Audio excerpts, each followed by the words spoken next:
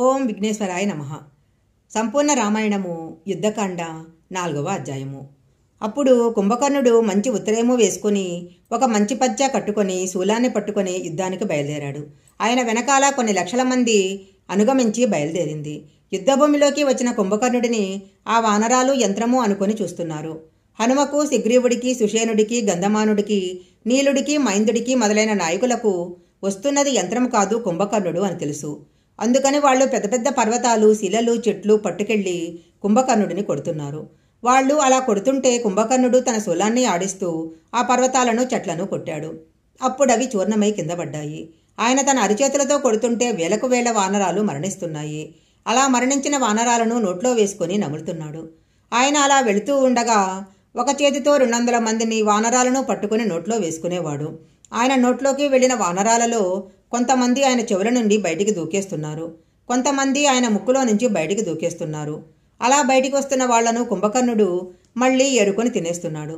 పెద్ద పెద్ద బల్లూకాలను పట్టుకొని కొరుక్కొని తింటున్నాడు. ఆయన శూలం పెట్టి కొడుతుంటే కొన్ని వేల వానరాలు చనిపోయాయి.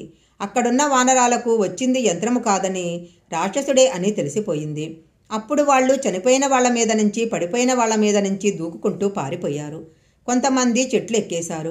కొంతమంది పర్వత గుహల్లో దాక్కున్నారు. కొంతమంది సముద్రంలో దూకేశారు. కొంతమంది సేతువెక్కి పారిపోయారు.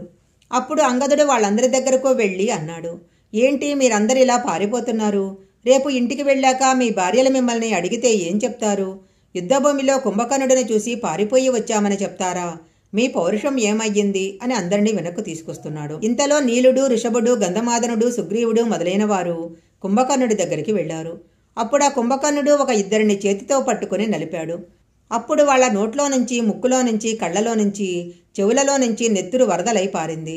తరువాత వాళ్లను అవతలికి విసిరేశాడు. కానీ వాళ్ళు చాలా దేహదారుఢ్యము, బలము ఉన్నవాళ్లు కనుక కిందపడి మూర్ఛపోయారు. తరువాత కుంభకర్ణుడు కొంతమందిని పాదాలతో తన్నాడు. కొంతమందిని మోకాళ్లతో పొడిచాడు. ఈలోగా సుగ్రీవుడు ఒక పెద్ద పర్వత శిఖరాన్ని తీసుకొచ్చి ఆయన మీద పడేశాడు. అది ఆ కుంభకర్ణుడి శరీరానికి తగిలి చూర్ణమై కింద పడిపోయింది. అప్పుడు ఆయన తన శూలంతో సుగ్రీవుడిని కొట్టాడు. ఆ దెబ్బకు సుగ్రీవుడు మూర్ఛపోయి కింద పడిపోయాడు. కానీ మళ్లీ స్పృహ వచ్చి పైకి లేబోతుంటే కుంభకర్ణుడు అన్నాడు, సుగ్రీవా, నీ జన్మ ఎలాంటిదో నీకు జ్ఞాపకముందా? బ్రహ్మగారి కొడుకైన వృక్షరజస్సు ఒకనాడు తెలియక శాపం వన్న సరస్సులో స్నానం చేశాడు. ఇలా స్నానం చేసేసరికి ఆయన ఒక అప్సరస అయ్యాడు. అప్పుడు సూర్యుడు, ఇంద్రుడు ఆ అప్సరస యొక్క తలా చెయ్యి పట్టుకున్నారు. అప్పుడు వాళ్ళిద్దరికీ వీర్యస్ఖలనం అయింది. ఇంద్రుడు తన వీర్యాన్ని ఆ అప్సరస యొక్క వాలభాగమందు విడిచిపెట్టాడు. సూర్యుడు తన వీర్యాన్ని ఆమె కంఠభాగమందు విడిచిపెట్టాడు. కంఠభాగము నుండి సుగ్రీవుడు, వాలభాగము నుంచి వాలి పుట్టారు. ఆ తరువాత బ్రహ్మగారు అప్సరసను తీసుకెళ్లి ఇంకొక తటాకంలో స్నానం చేయించాడు. అప్పుడు ఆయన మళ్లీ తన వానరూపాన్ని పొందాడు. నేను నిన్ను విడిచిపెడతానా అని శూలం పట్టుకుని సుగ్రీవుడిని గట్టిగా కొట్టాడు. ఆ సుగ్రీవుడు నెత్తురు కక్కుతూ కింద పడిపోయాడు. అప్పుడు హనుమంతుడు కుంభకర్ణుడి చేతిలో ఉన్న శూలాన్ని లాక్కొని తన తొడకేసి కొట్టి వంచేశాడు. అప్పుడు ఆ కుంభకర్ణుడు హనుమంతుడిని ఒక దెబ్బ కొట్టాడు. ఆ దెబ్బకు హనుమంతుడి నోటి వెంట రక్తం కక్కుతూ విచలితుడై పడిపోయాడు.